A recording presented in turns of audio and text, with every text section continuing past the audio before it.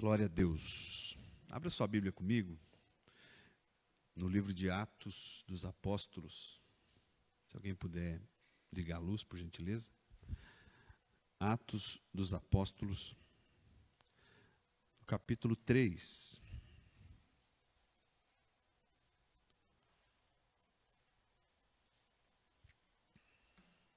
Atos, capítulo 3.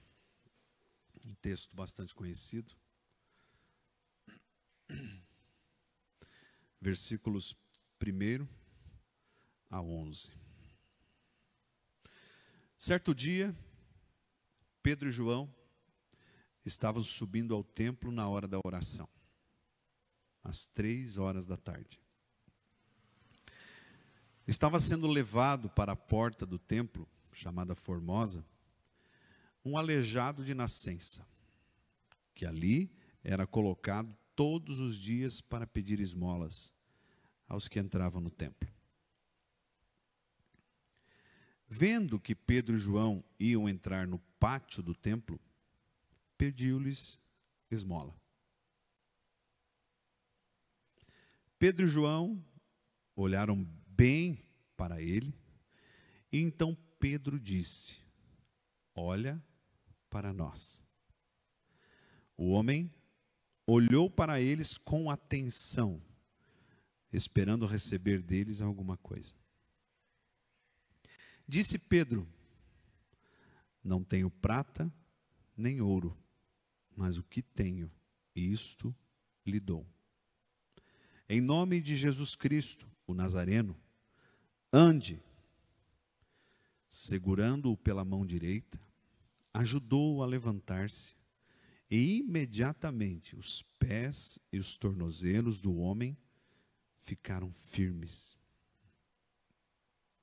E de um salto pôs-se em pé e começou a andar. Depois entrou com eles no pátio do templo, andando, saltando e louvando a Deus. Quando todo o povo viu andando e louvando a Deus, reconheceu que era ele o mesmo homem que costumava mendigar, sentado à porta do templo chamada Formosa. Todos ficaram perplexos e muito admirados com o que tinha acontecido. Gostaria que você acompanhasse comigo apenas o versículo 2. Estava sendo levado para a porta do templo, chamada Formosa, um homem que ali era colocado todos os dias para pedir esmolas aos que entravam no templo. O versículo 8. E de um salto pôs-se em pé, começou a andar. Depois entrou com eles no pátio do templo, andando, saltando e louvando a Deus. Feche teus olhos um pouquinho. Em nome de Jesus, Pai, nós simplesmente te agradecemos por podermos estar aqui de maneira livre, com saúde e podendo, Pai, ouvir a tua palavra. Nós somos gratos pelo teu amor derramado sobre nós, mesmo diante de lutas. O Senhor está conosco. O Senhor não nos abandona. O Senhor não esquece de nós e renova as nossas forças. Agora, Pai, pedimos que essa palavra fale ao nosso coração, que ninguém saia deste lugar, que ninguém, após ouvir esta palavra, permaneça a mesma pessoa, mas seja tocado, transformado pelo Teu Espírito Santo. Eu oro agradecido no nome de Jesus. Amém. Glória a Deus. Levanta sua mão assim, diga: Deus vai falar comigo. Aleluia. Queridos, esse texto, não sei, eu nesses 14 para 15 anos de ministério já, desde que nós começamos a cuidar de pessoas, talvez seja um dos textos que eu mais tenha falado, mas todas as vezes Deus, Ele renova. Deus, é um Deus de renovo. Amém? Queridos, esse homem, ele era deficiente, aleijado de nascença. Ele nasceu com aquela deficiência. Ele não ficou deficiente, por exemplo, como Mefibosete, que caiu, foi deixado cair. Ele não ficou, não se tornou deficiente como aquele paralítico do tanque de Betesda, que Jesus diz: cuidado, não peque mais, para que não te suceda coisa pior. Ele nasceu assim. Você pode falar comigo? Ele nasceu assim. Queridos, muitos de nós nascem com muitas deficiências. Aí você vai dizer, você olha aí para a sua mão, não tem, você olha para o seu corpo, não tem. Né? Você vai dizer, não, mas eu sou perfeito, eu não sou deficiente. Muitos de nós nascem com muitas deficiências. Mas pelo menos uma deficiência cada um tem quando nasce. O pecado, ele já está enrustido na natureza humana. Lá em casa, nós não precisamos ensinar nossas filhas a mentir. O que a gente precisa ensinar? Falar a verdade. Porque o desejo por mentir, o desejo por fazer a coisa errada já vem de fábrica. Significa, queridos, que por mais perfeito fisicamente que nós podemos ser, nós temos uma deficiência. Uma deficiência de nascença que nós não podemos negar. Uma deficiência de nascença que nós, mesmo sendo talvez pessoas que pagam, eu pago as minhas contas, eu nunca roubei, eu nunca matei, eu nunca adulterei, eu sou uma pessoa que busca sempre andar num caminho reto, e tem muitas coisas por aí que falam sobre isso. Queridos, por mais reta que seja a nossa vida, as deficiências, elas são de natureza.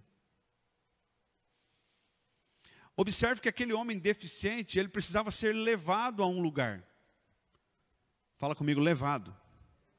Mas ele não era levado ao lugar que talvez ele gostaria de estar. Ele era levado até a porta. Até a porta do templo. Alguém precisava carregar ele e colocar ele na porta. Ele não podia entrar no templo porque a lei mosaica dizia que se ele fosse deficiente, ele não poderia entrar. É uma questão profética. Quando nós olhamos para a lei, muitas vezes nós não entendemos por que Deus foi tão rígido, por que Deus foi tão perverso com os deficientes, por que não permitir? Queridos, é uma questão profética. E essa deficiência que a lei está falando, e esse templo que a lei está falando, não é necessariamente uma deficiência física, e não é um templo físico, mas é a deficiência espiritual.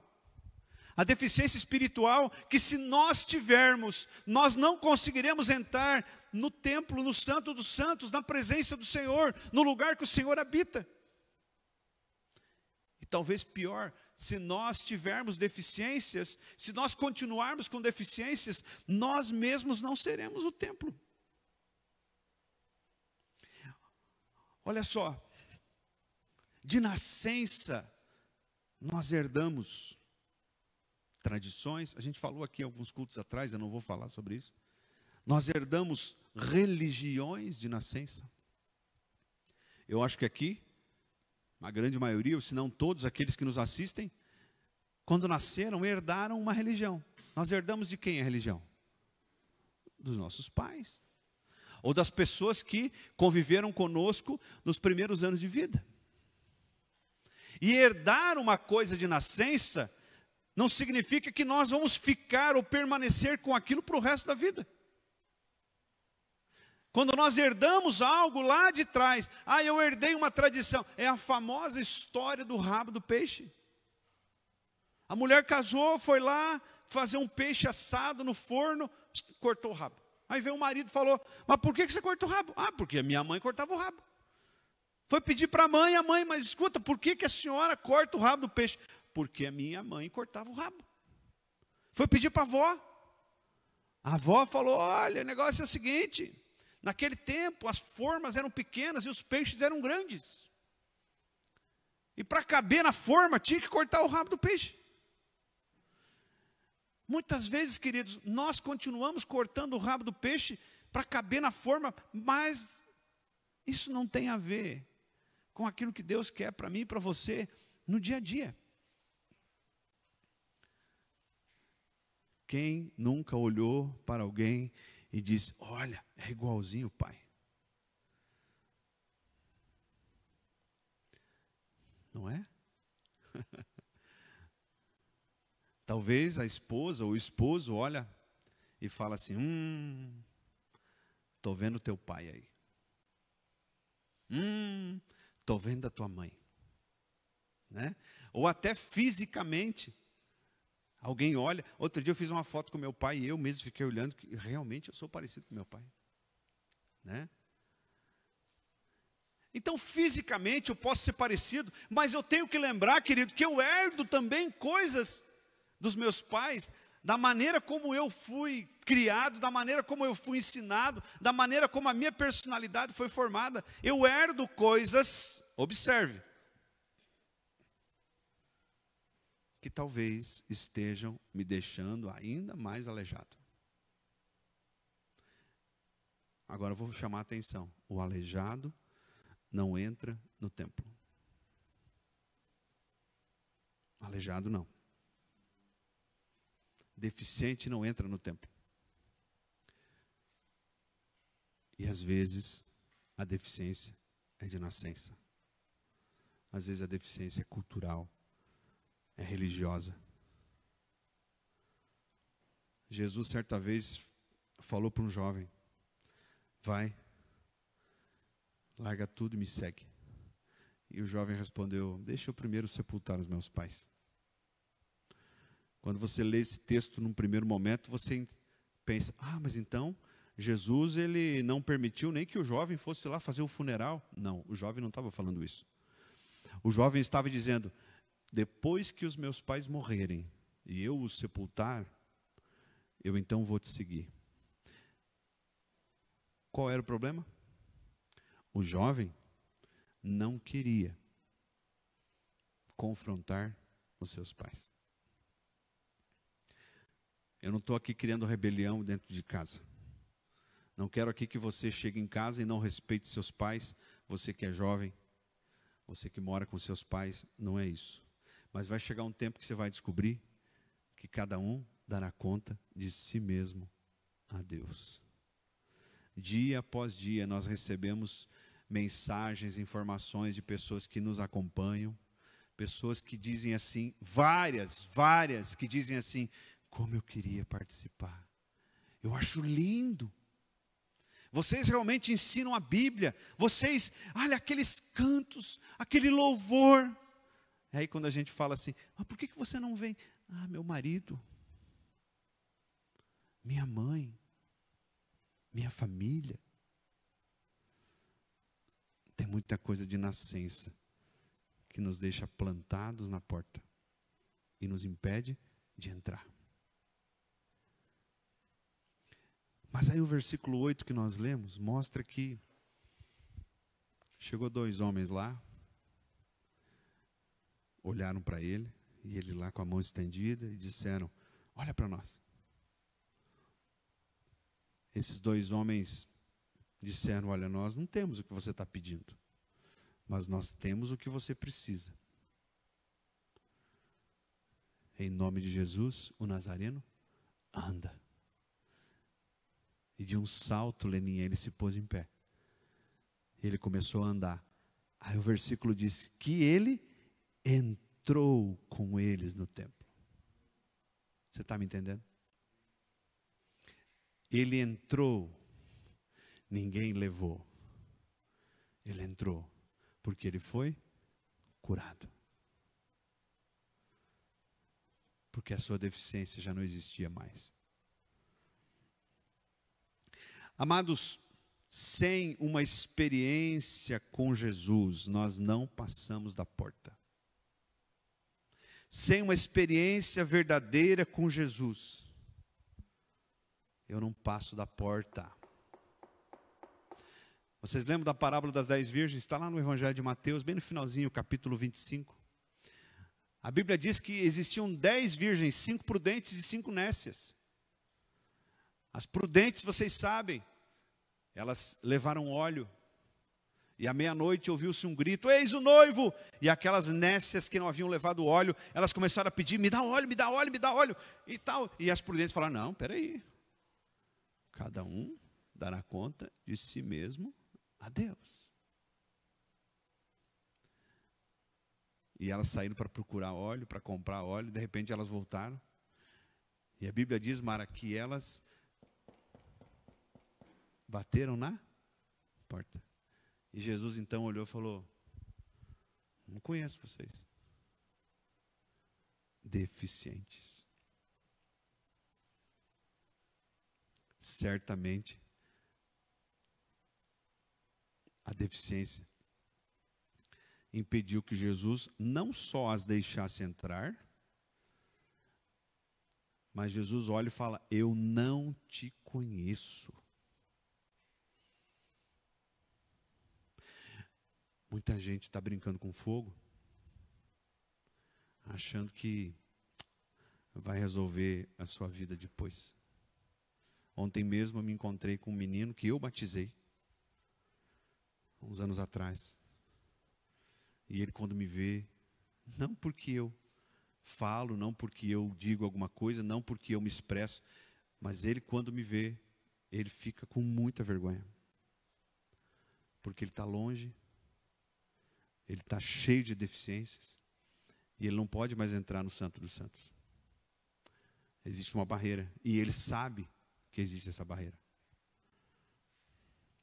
É exatamente o que Paulo diz, que melhor seria não tivesse conhecido, do que depois de conhecer, voltar a praticar aquilo que antes praticava. Irmãos, escuta o que eu vou falar.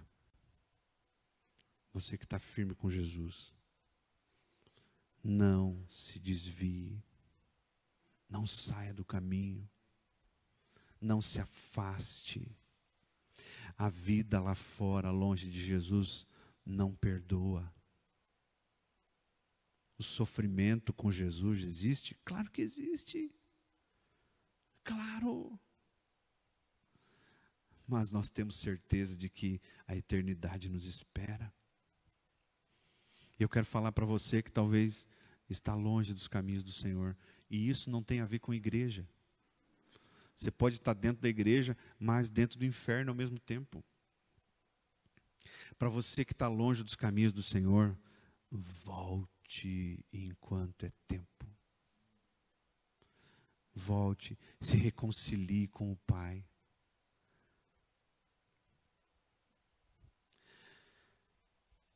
Irmãos, Deus, Ele não tem esmolas para nós. Você pode falar comigo, Deus não tem esmola. Quando Deus, Ele promete o Espírito Santo, lá no livro do profeta Ezequiel, Ele diz, derramarei do meu Espírito sobre toda a carne. Fala comigo, derramarei. Imagine uma goteira de uma torneira pingando. Agora imagine você jogando um balde d'água. Deus, Ele não goteja, Deus, Ele derrama. Significa, queridos, que aquele homem, ele estava esperando algo muito pequeno de Deus. Ele estava esperando ser curado da sua deficiência. Pastor, mas eu não tenho que orar para que a minha deficiência física, para que os meus problemas lá, o meu problema de falta de dinheiro, o meu problema de saúde, porque eu quero um carro, porque eu quero uma casa, eu não posso orar. É claro que você pode. Você deve, mas a Bíblia não ensina a gente a fazer isso. A Bíblia não fala, olha, se você quer uma casa, pede para Deus. Não, a Bíblia fala, busque, pois, em primeiro lugar o reino de Deus, e as demais coisas que Jesus fala lá em Mateus capítulo 5, serão acrescentadas. Então nós invertemos as coisas. Nós queremos as coisas para depois adorar. Nós precisamos primeiro adorar e buscar para depois ganhar as coisas. Se eu quero as coisas e busco as coisas e jejuo pelas coisas, eu esqueço de adorar. Ou então, às vezes, eu faço uma proposta com Deus e falo: se o Senhor me der isso. Sabe aquela guitarra que tu quer? Se o Senhor me der. Queridos, Deus não é um Deus de negócio. Eu ainda vou pregar uma mensagem sobre a prostituta, mas não a prostituta Raabe, ou as prostitutas que trabalhavam naquele tempo, não as prostitutas literais. Eu ainda um dia vou entregar uma mensagem sobre a prostituta que se chama igreja. Pastor, mas o que é isso? Vai ler o Apocalipse. O Apocalipse fala de uma prostituta. E a prostituta do Apocalipse não é a prostituta literal, mas é a igreja. E no sentido figurado, Deus começa a chamar a igreja de prostituta, porque o que faz a prostituta? Ela dá algo em troca de algo. Ou seja, se você me der isso, eu dou isso. A igreja não pode ser a prostituta. A igreja foi levantada para nos fortalecermos, para congregarmos, para caminharmos numa mesma direção e no mesmo pensamento, mas principalmente para juntos orarmos, intercedermos e adorarmos ao Senhor. A igreja não foi criada para fazer campanha de 7 sexta-feira em prol da vitória financeira. Vocês não vão me ver fazendo isso, não. Agora, se alguém quiser me propor para fazer uma vigília de adoração, conte comigo. Pastor, nós precisamos fazer uma campanha de prosperidade. Querido, campanha de prosperidade é a campanha de buscar o Senhor. Quanto mais você busca o Senhor, quanto mais próximo do Senhor, quanto mais íntimo do Senhor, mais próspero você vai ser. E mais uma coisa, às vezes a gente confunde prosperidade com dinheiro. Tem gente que é tão pobre que só tem dinheiro. Só tem dinheiro. Vai lá na conta corrente do banco, é milhões. Vai ver os imóveis do cara, é milhões. Vai ver a declaração de imposto de renda, é milhões. Ele só tem dinheiro. Aí você vai conversar com uma pessoa dessa, você não consegue conversar meia hora, porque ele não tem mais nada, é oco. Só tem dinheiro. Só tem dinheiro. Eu posso falar isso porque eu convivo no meio de um povo. Com todo respeito aos meus colegas professores universitários. Tem professor que acha que não acha que é Deus, tem certeza. Não é isso, Leninha? Irmão, prosperidade é proximidade do Senhor. Quanto mais próximo do Senhor, mais próspero eu serei. Prata e ouro, um dia vão acabar. Ou nós precisamos deixar para trás. Prata e ouro, ali, significa riquezas, mas significa coisas materiais. Pastor, eu não tenho dinheiro. Eu não tenho dinheiro, então eu não me enquadro nisso. Talvez seja por isso que você não tem dinheiro. Porque se você tivesse dinheiro, você se enquadraria. O apóstolo Tiago diz: pedis e não recebeis. Porque pedis? Mal, para esbanjardes em vossos prazeres.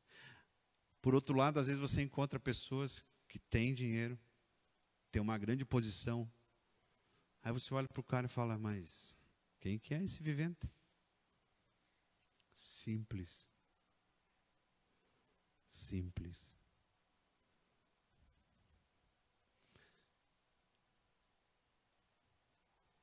A prata e o ouro ou acaba ou eu deixo para trás. E o símbolo da prata e ouro aqui são coisas materiais e não coisas espirituais. Certa vez Jesus, eu vou repetir o que eu falei aqui em alguns cultos. Jesus, ele chegou na casa de duas irmãs. E uma delas, chamada Marta, olha só a frase que a Bíblia traz. Andava inquieta e preocupada com muitas coisas. Será que essa não é a nossa realidade? A minha, muitas vezes, é. Essa semana que passou para mim foi. E essa próxima semana vai ser. E eu preciso me policiar. Ontem à noite, eu saí daqui 00:30, 00:40, daqui da igreja. Nós estávamos com o pessoal lá em casa e já passava das 11 horas. Falei, eu vou tomar um banho, eu preciso ir para a igreja. Mas agora eu preciso orar por um tempo. Eu preciso ter certeza daquilo que eu vou falar e eu vim aqui. Como foi bom. Mas aí Deus me falou, você correu o dia inteiro. Lavei o carro, lavei a moto. Mexi com coisa, plantei até a árvore ontem. Aí às 11 horas da noite eu vim aqui. Por que eu não fiz isso antes? Por que eu não deixei as coisas que não eram tão importantes para depois? Eu estou abrindo meu coração porque eu sou assim. E cada vez que eu recebo uma etiqueta na testa escrito Marta, eu falo, Senhor, eu preciso melhorar. E eu confesso que eu tenho melhorado, mas eu preciso melhorar muito mais. Muito mais. Irmãos, a gente vê aí pessoas, por exemplo, não vou dizer que não existem homens assim também, mas muitas mulheres tão preocupadas com a estética, que só tem beleza física. Pastor, então eu não preciso me preocupar. Você deve se preocupar. Você deve se preocupar com o seu corpo, você deve se preocupar com a sua beleza, você deve se preocupar em satisfazer o teu marido. Não tem nada que andar mulambenta, não. Já falei isso outra vez, um irmão me chamou, pastor, você não precisava falar que tem mulher que parece uma bruxa. Não, vocês, não é isso, tá? Mas tem mulher que casa e acha que não precisa nem pentear o cabelo mais, não precisa nem... Vou falar outras coisas. Não é isso. Só que quando isso começa a ser incorporado como algo de valor, significa que ela esquece que um dia, primeiro, vai ficar velha. Segundo, não vai levar. Não vai levar. Não vai.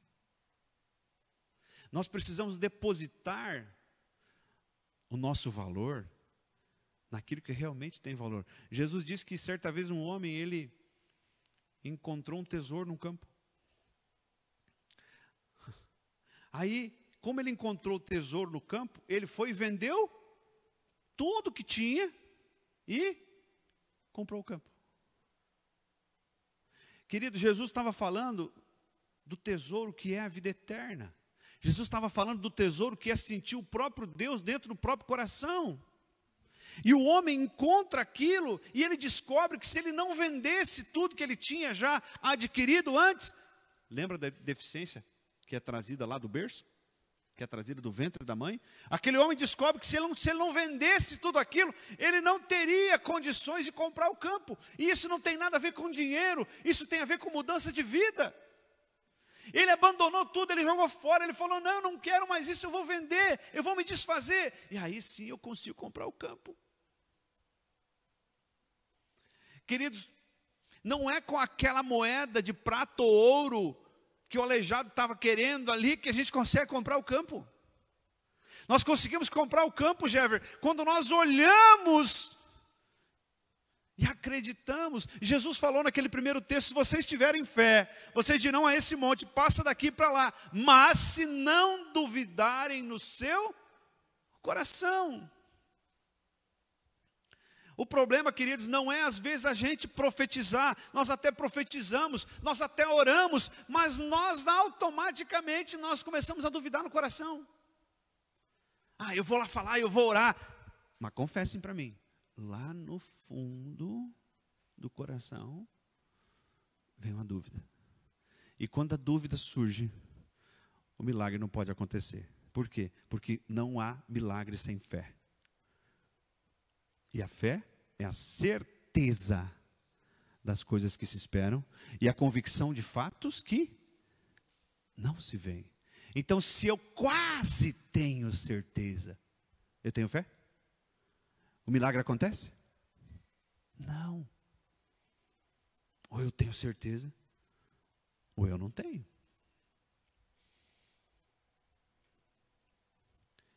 Aquele homem,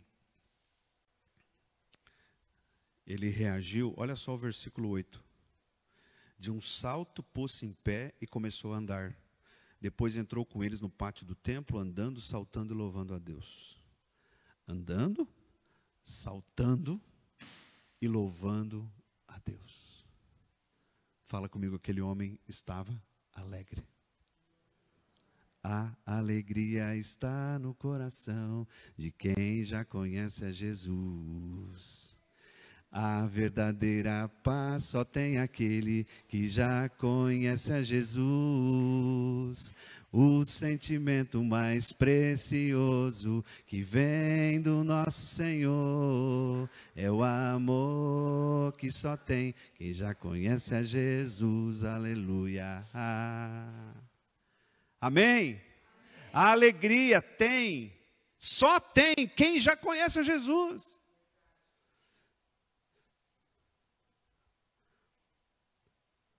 Eu cuidei de um menino, um rapaz, hoje um homem, pai de família, que era viciado em crack.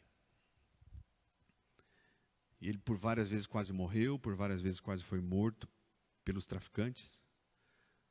Por algumas vezes eu fui com ele na boca de fumo para resgatar equipamento eletrônico que ele tinha deixado em troca de pedra de crack. E um dia eu pedi para ele: por quê? Por que você consome esse negócio? Aí ele falou: na hora é tão bom. Eu falei: sim, e depois? Ele falou: depois vem uma tristeza. Irmãos, a droga é exatamente igual ao pecado. Na hora pode ser bom, mas depois vem a consequência. E muitos acham que a alegria está lá, mas a alegria só está no coração daquele que já conhece a Jesus. Essa era a realidade daquele paralítico. Esta é a realidade dos paralíticos. Esta é a realidade dos deficientes. Eles não sabem que existe uma alegria diferente de ouro e prata. Eles não sabem que existe uma alegria diferente de coisas materiais, diferente de conta corrente, diferente de status, diferente de poder. Eles não sabem. Queridos, por que o Brasil não é a maior potência mundial?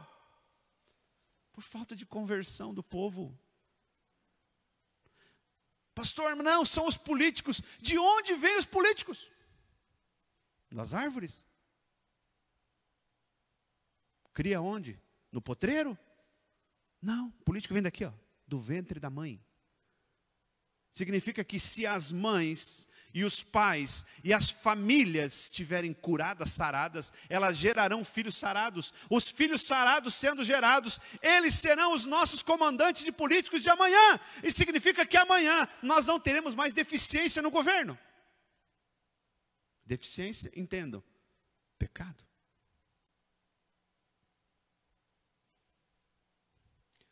Pode trocar lei, pode destituir governo, você pode bater panela querendo impeachment, você pode votar no candidato A, B, C ou D, Tem uns que são melhores? É claro que tem. Obviamente que tem. Mas enquanto não houver conversão, enquanto a nação não se dobrar aos pés do Senhor, nós poderemos cada vez ser mais pobres, a ponto de termos só riquezas materiais. O segredo da alegria de um povo é conhecer Jesus. Hoje à noite eu vou entregar uma mensagem. Eu peço a você que, se você puder, você que está aqui de manhã, você que está assistindo, se você puder, venha à noite. Nós vamos entregar uma mensagem que fala sobre a possibilidade da igreja. O que a igreja pode fazer. Pastor, mas a igreja são os pastores, são os líderes. Não. Igreja, eclesia. Eclesia significa a reunião de pessoas no mesmo lugar com o mesmo pensamento. Eu e você somos igreja. Nós somos a igreja. Estou falando demais, né? Já vou terminar.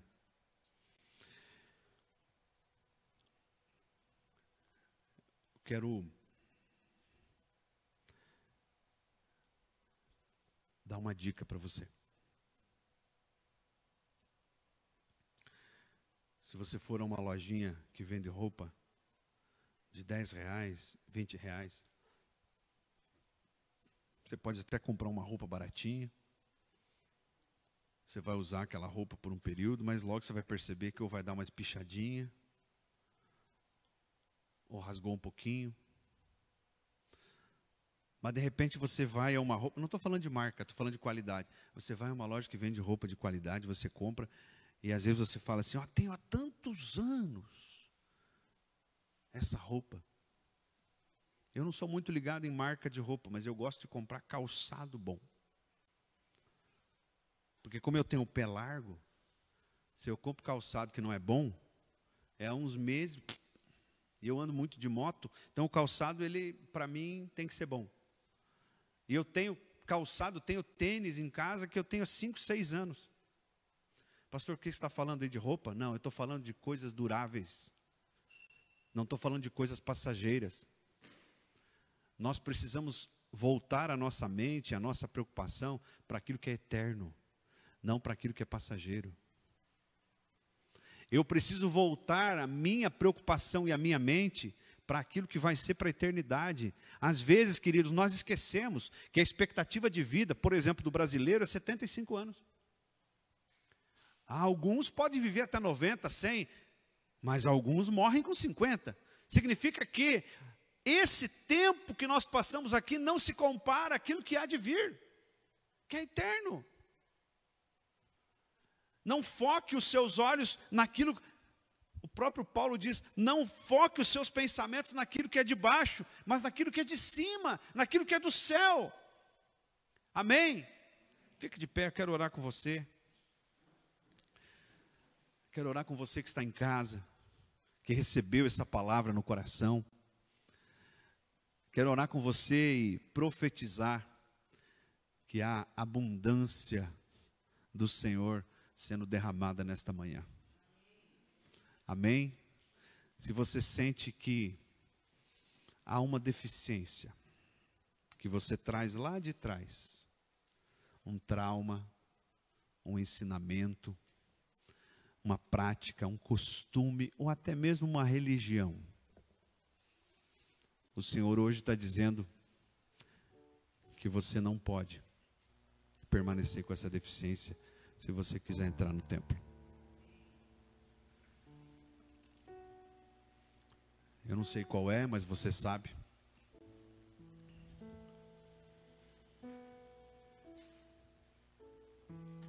Talvez estejamos cortando o rabo do peixe, mesmo com o peixe pequeno e a bandeja grande.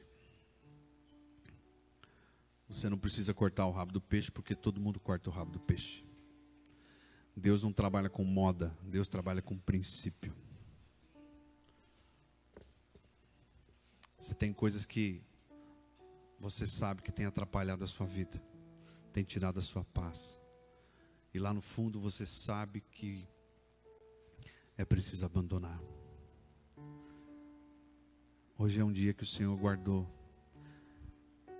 para dizer para você que está com a mão estendida, esperando prata ou ouro, esperando coisas corruptíveis. Hoje é o dia que o Senhor guardou para dizer: eu não tenho isso para você. Eu tenho coisas eternas para te dar. Eu tenho coisas eternas para curar o seu coração. Eu tenho um bálsamo novo. E principalmente, diz o Senhor, eu tenho o Espírito Santo. Hoje o Senhor diz: a alegria está no coração daquele que já me conhece. Quem sabe a gente consegue cantar essa música hoje à noite, né? Olha o desafio. Hoje talvez o Senhor restaura a nossa alegria de viver. Se você talvez chegou em casa e olhou para a sua casa, para os seus móveis, para o seu carro, para a sua carteira e ficou triste, hoje o Senhor diz: você já tem o que há de mais valioso.